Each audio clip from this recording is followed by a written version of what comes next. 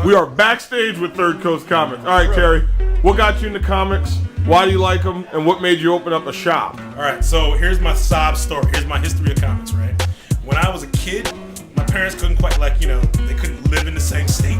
So living in two separate states, I had to fly by myself when I was about 7 between two different states. My one parent would give me comics at the airport to get me on the plane, and I would promise more comics at the other end when I got off the plane, like in Chicago, right? So from Texas to Chicago, it was all about the comics. So the only thing that kept me sane on a plane by myself on a big old 747 at 7 years old alone was a stack of Avengers comics or JLA comics that I got going to or from. So that's what got me into comics. I stayed in the comics basically just because there was this old dude who lived he ran a newsstand about 4 blocks from where I grew up.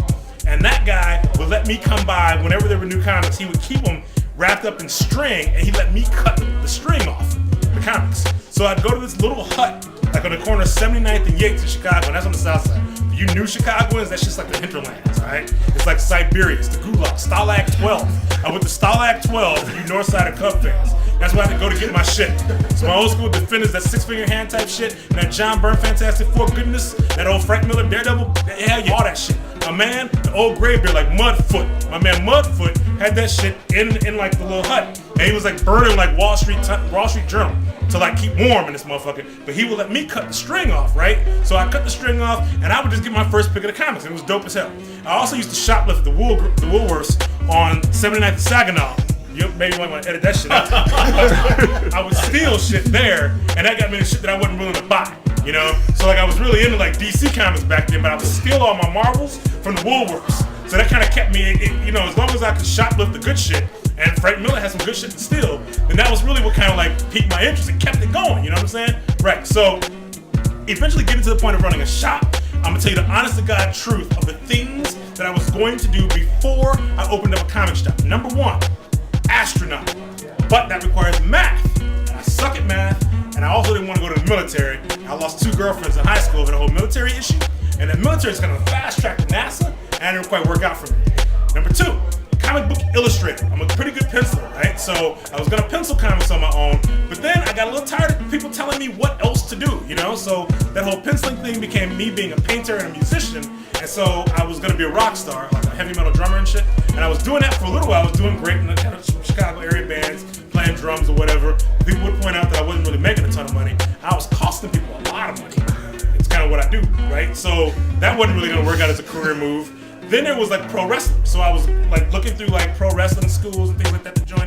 As you can probably tell by now, my guidance counselor in high school was for shit, right? I'm not saying I had the best plan in the world, but I had some plans, right? I was gonna do something. Somebody was paying me some money somewhere, or I was gonna cost some people a whole lot of money, right? So the whole pro wrestling thing got to a point where it was from where I was living at the time on the north side, where shit kind of happens, I would have had to go to wrestling school at 95th Commercial, somewhere out there, which again, Stalag 12, but it's more like Stalag 17, but in the outhouse.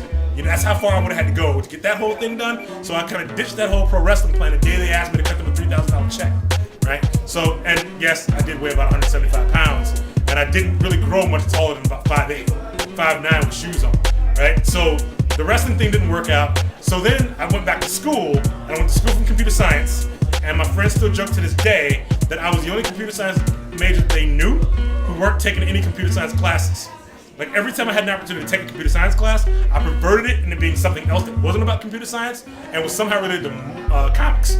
Then, at the point in which I had to now start learning programming, I realized just how bored and unemployed I was going to be in a couple of years if I stayed in computer science. So I bailed on computer science and went into marketing, which now you can tell is where I was supposed to be all the time, right? So there I am in marketing class, and people in various marketing classes are telling me, okay, you need to go into marketing movies, you need to go into marketing this, you need to go to marketing breakfast cereal, whatever. I could do that stuff anytime I wanted to, and I just decided, screw it, I want to market comic books. So no matter what class I was in, if it was marketing church, if it was marketing like seeds, if it was marketing weed, whatever it was about, I made that marketing church, seeds, and weeds about comics, right? And that's what I did, church, seeds, weeds, comics. And it just made everything about comics, and then basically, bam, Third Coast Comics, son.